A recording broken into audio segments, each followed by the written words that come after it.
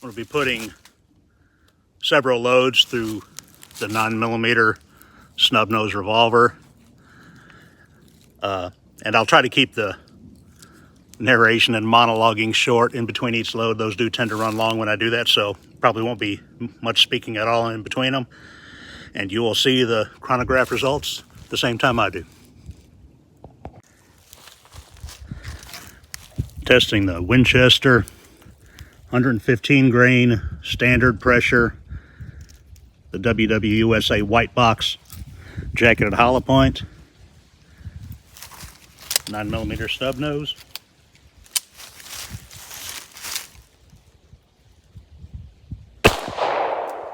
.1005, 1004, 1008.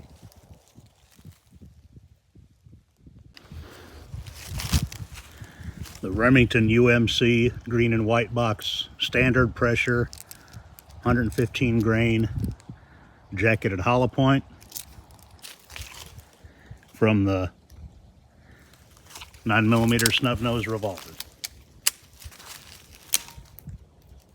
1007, 1005, 1015. The Federal cartridge standard pressure 124 grain HST out of the 9mm snub nose revolver.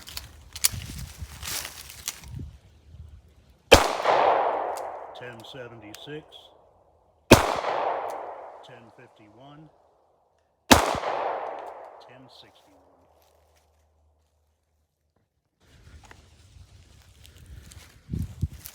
Testing the Remington standard pressure 115 grain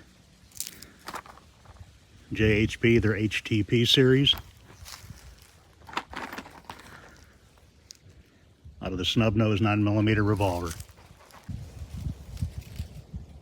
1008, 1023, 1044.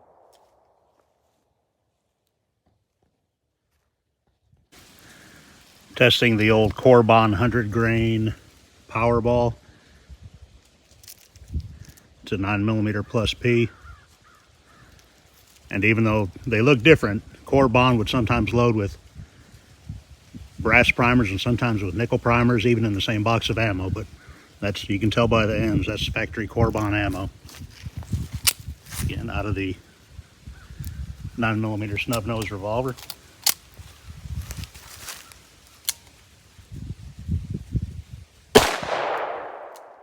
1318, 1428, 1399.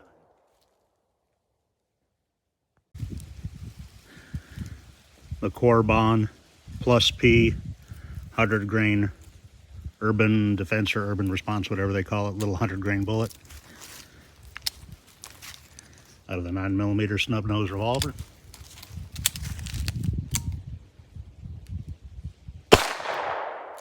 1324, 1335, 1291.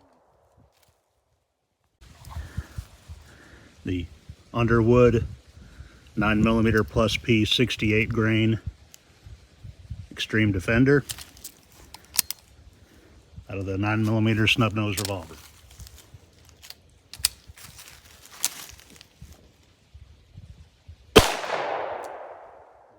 1774,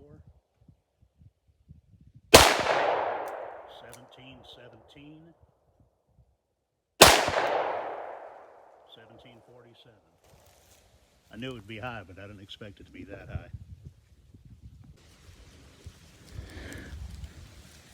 Testing the Underwood plus P plus 90 grain Extreme Defender. I don't know the JAG reference on their head stamp, but that is Underwood factory ammo. Out of the 9mm snub nose revolver.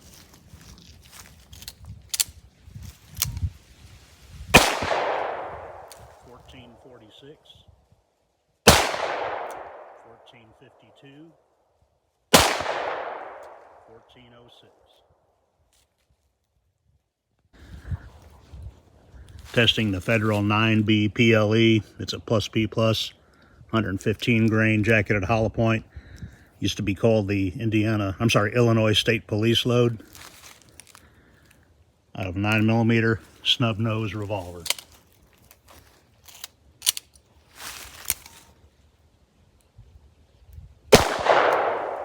1103.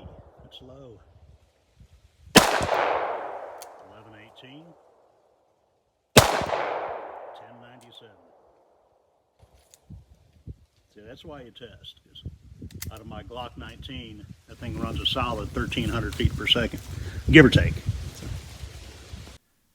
Okay, now to put some rounds through the little 357 snub nose. Starting off with some standard pressure.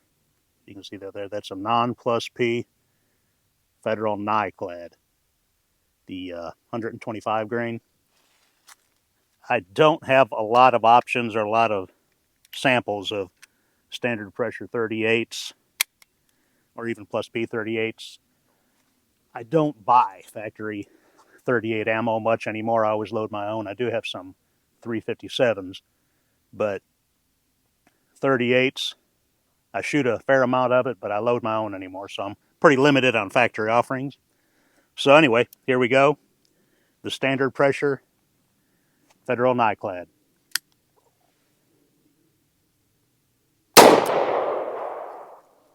.768, 787, 789.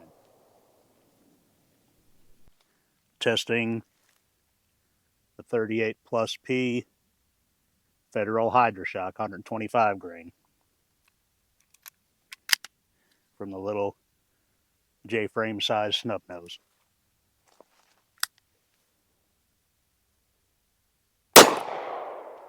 773, 782, 767. Testing the 38 plus P Winchester 158 grain lead semi-wad cutter hollow point, often called the FBI load, or at least it used to be back in the Jurassic era.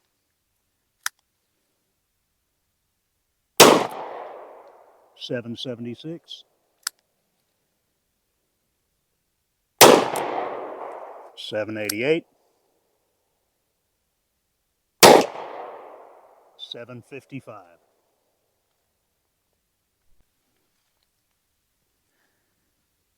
Testing the Remington 357 Magnum 110 grain HTP load from the little snub nose J-frame size gun. I don't like magnums out of this gun. Yep, 1255, 1300, 1243.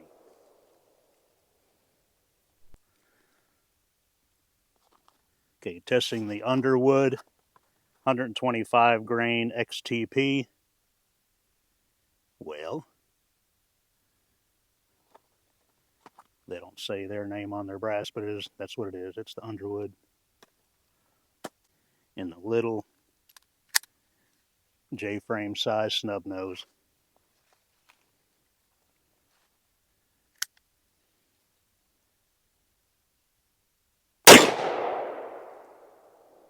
And nothing. Excellent.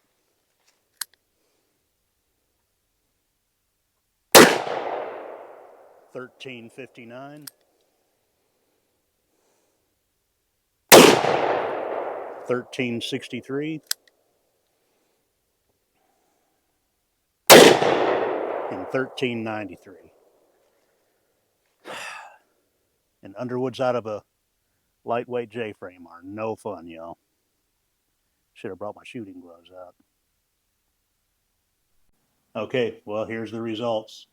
There's a few loads notated here from the previous video. I didn't show re-chronographing them. I'm using the numbers from that previous video, the snubnose versus the Glock 43.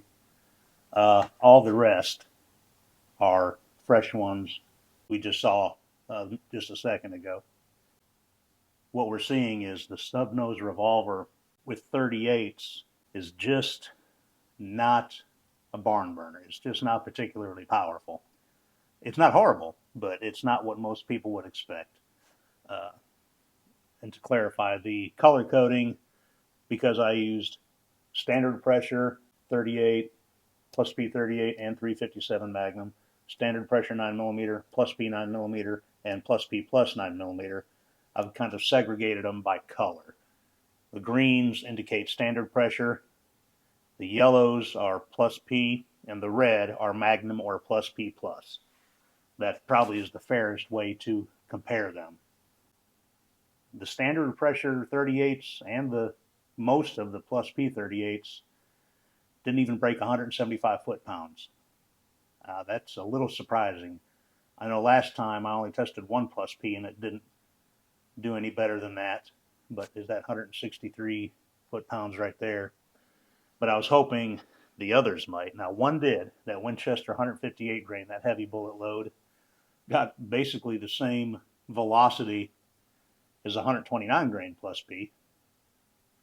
In fact, all three of them got roughly the same velocity, and only the 158 grain broke 200 foot-pounds of energy.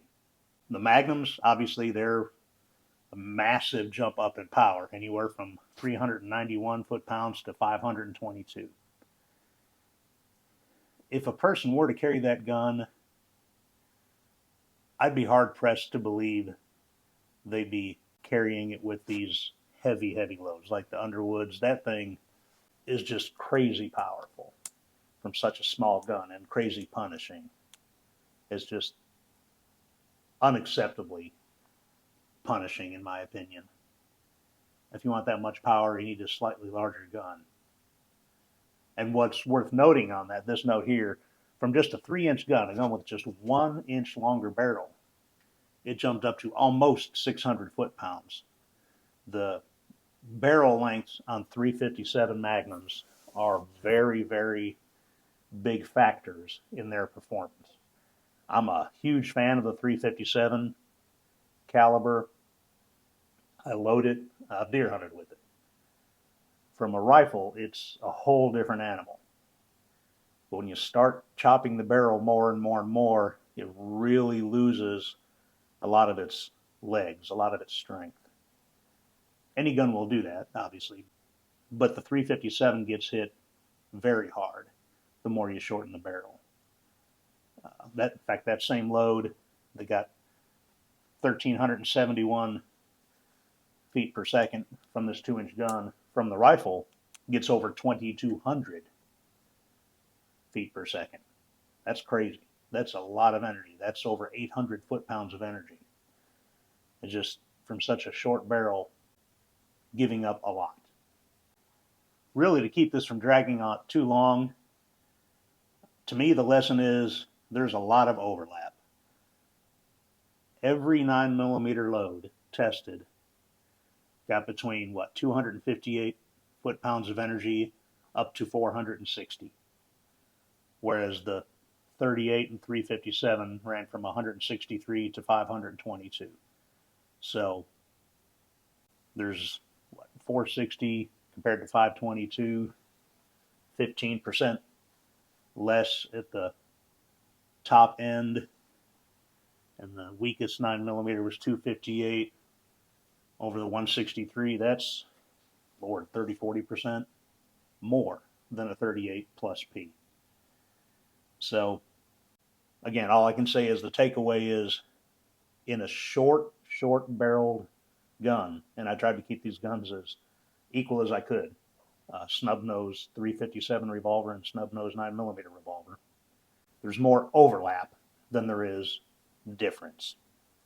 Either one is fine.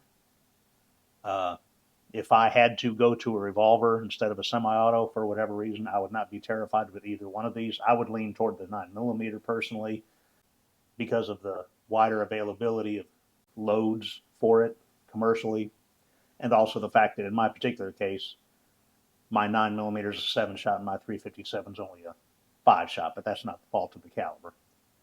So there we go. I guess, again, the ultimate lesson is either one works. I think maybe next what I'll do is I'll to maybe balance the scale some and show how barrel length can positively affect the 357. Do a carbine comparison just like the snub-nose revolver comparison. Maybe I'll do a 357 Magnum rifle versus a 9mm rifle. And I don't know the exact numbers, but I know exactly what happens just from having owned them and chronographed them for so many years. The 9mm with the right loads can gain a whole bunch from a longer barrel. The 357 Magnum gains a whole lot more from a longer barrel. So maybe that's what we'll do next. I appreciate it. And again, don't shoot the messenger. I'm just reporting what the chronograph says.